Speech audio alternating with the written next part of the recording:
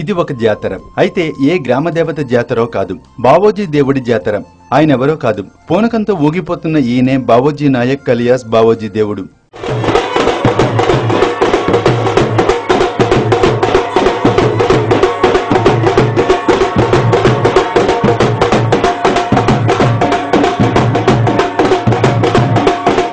నల్గొండ జిల్లా కోదాడ మండలం బిక్యా తండాకు చెందిన బావోజీ నాయక్ బతక నెర్చిన దేవుడు. దైవాంశ సంభూతుడిగా తనకు తాను ప్రకటించుకుని 3 ఏళ్లకొకసారి ఇలా జాతర చేసుకుంటాడు. 35 ఏళ్లుగా పెంచుకున్న పొడవాటి జుట్టు, అమ్మవారి ఆహార్యం కనిపించేలా చీరకట్టు, నుదుట పెద్ద బొట్టు, చేతిలో చెర్నకొల, డప్పు వాయిద్యాల దరువుల మధ్య పూనకం తెచ్చుకుని ఇలా ఊగిపోతూ ఉంటాడు. ఆయన భక్తులు కూడా తన్మయత్వంలో ఆయనతో జత కలుస్తారు.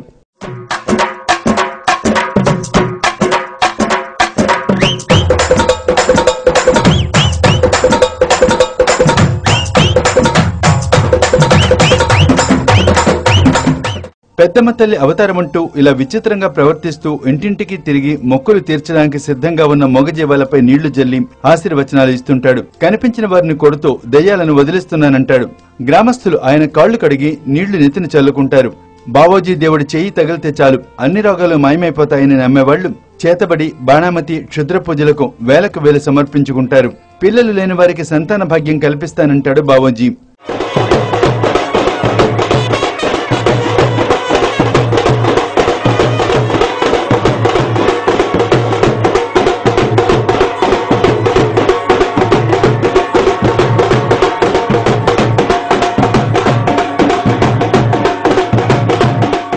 మందు, మసానా, గద్దగ్గు, ఆయాసం, ఈ కాలు తిమ్మిరి అని అంతటా తిరిగి వచ్చినా కూడా ఎక్కడనే ఏం కావట్లేదు.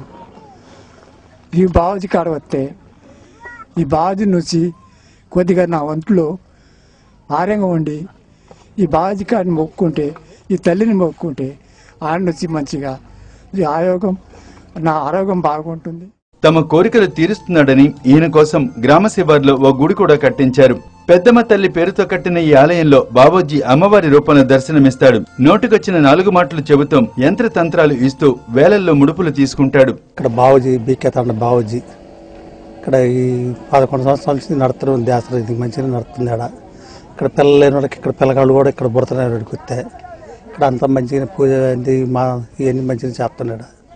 నేను భార్య ఇక్కడికి వచ్చిన కంచి గుడి కట్టిన కంచి ఆయన బావోజీ ఇక్కడ ఏదైనా మంచిగా నడుస్తుంది, మంచిగా చేస్తున్నాడు. దేవుడి అవతారం లాభసాటిగా ఉండడంతో తన కుమారుణ్ణి కూడా దేవుణ్ణి చేసే పనిలో ఉన్నాడు బావోజీ. 3 ఏళ్లకొకసారి జరిగే ఈ జాతరలో తన కుమారుడు బొజ్జా నాయక్ని దేవుడిగా ప్రకటించాడు.